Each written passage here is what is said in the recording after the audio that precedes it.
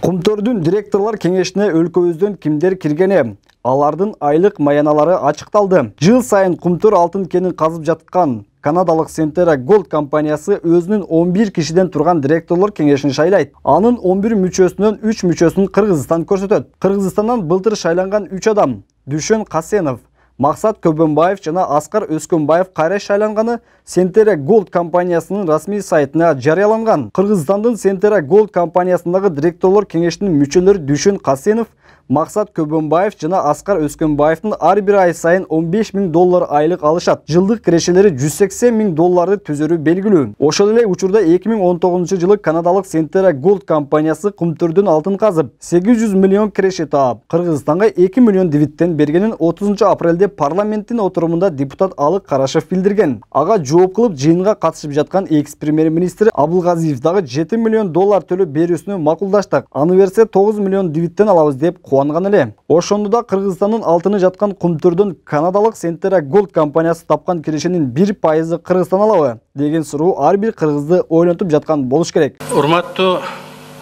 депутаттар, улуттук табигый байлыктын тагдыры жөнүндө сөз болуп отурат. Сиздер билесиздер, 93 жылдардан бери бул маселенин айланасында көп сөздөр болгон.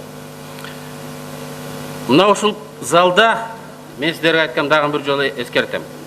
Кумтөр бир нече парламенттин түбүнө жеткен. Кумтөр бир нече өкмөттү отставкага кетирген. Кумтөр Centerra мамлекет башчыларын, мен бүгүнкү мамлекет башчысы жөнүндө айтпайм, мурункуларды айтып атам, депутаттарды, министрлерди сатып алып, бет арчыдай тез алмаштырып турган. Биз мына ошондой транснационалдык чоң компания менен күрөшүп атабыз, же күрөшкөндө түр кылып атабыз.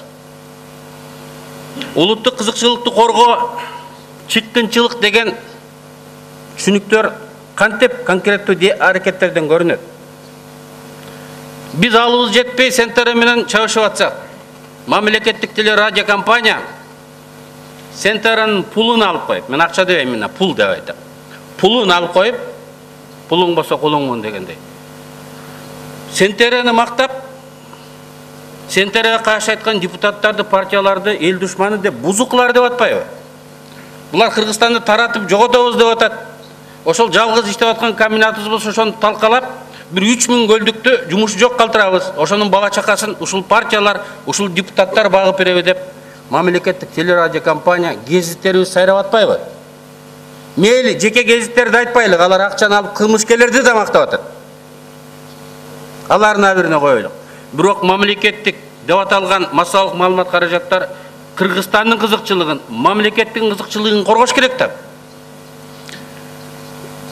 $2 миллиард бюджетибиз бар, кичинекей мамлекетибиз чоң гигант менен кармашып атканда, утабыз деп аракет кылып, бир жеңден кол, бир жакадан баш чыгарганын ордуна кээ бир өкмөт мүчөлөрү, Кыргыз алтындын жетекчилери сүйлөшүп жүрүп отурганда кыйкырып атпайбы тиги?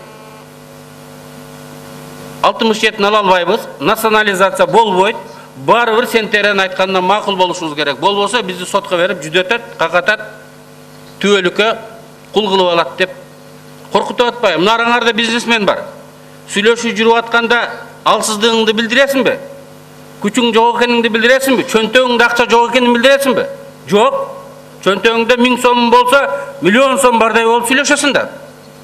Эгерде булчуңда күчүң жок болсо, булчуң барын талкалап кое тургандай болуп сүйлөшөсүң да. А биз Кумтөргө багынып берип атабыз. Мына бүгүн депутаттар биз жыйналып маселени чечебиз деп атабыз да. Эки жол менен чечилет маселе. Биринчи национализация, экинчи капитуляция. Эми урматтуу депутаттар, мен таң калам, ушу каршы берген депутаттарга таң калам.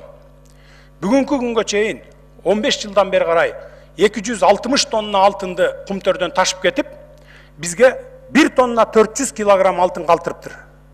Мына Кыргыз элинин пайдасы депчи. Ушуга кантип чыдап отурасыңар? кантип ушуган дитиңер барып добуш берип атасыңар.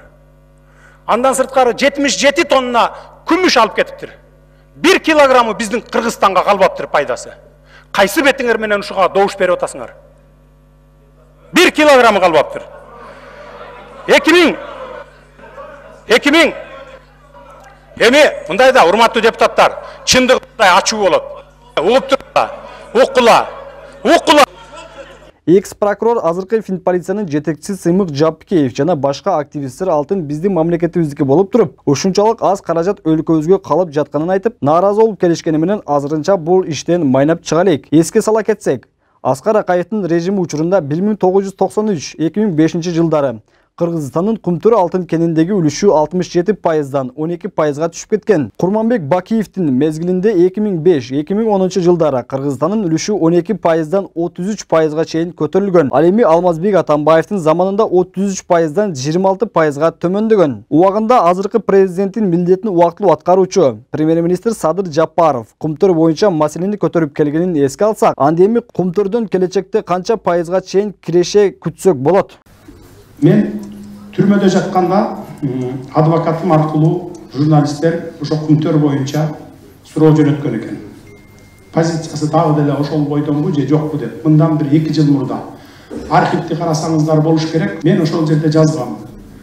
Кумтөрдү дагы деле мамлекетке алуу позицияңыз кандай деп суроо берген экен. Мен ошол жерде жооп бергенмин. Азыр мурда 8 жыл мурда алсак болот эле.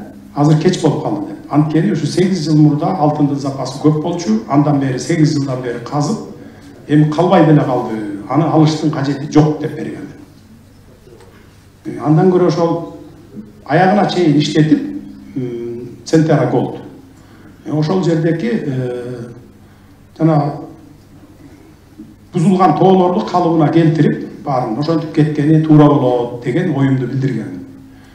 Мен бул маселени биринчи ушул маселеден баштаймын. Аны алабыз мамлекетке деген андай ой жок. Азырынча мен ошол айткандай.